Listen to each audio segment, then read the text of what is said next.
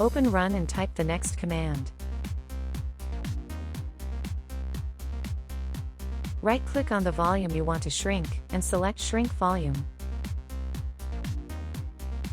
Type in the amount of storage you want to take from the current volume. The emptied storage will show unallocated under the disk. Right-click on the unallocated storage. Select New Simple Volume.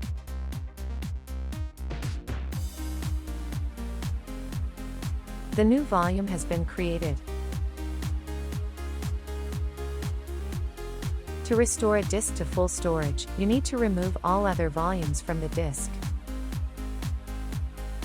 Note that deleting a volume will erase all data on it. Make sure you have all data saved or the volume empty before performing this operation.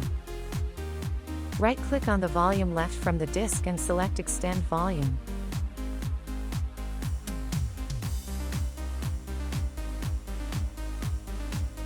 The volume is now restored to full capacity. Thanks for watching. If you found this helpful, hit like, subscribe, and comment below. Your support means a lot. See you in the next video.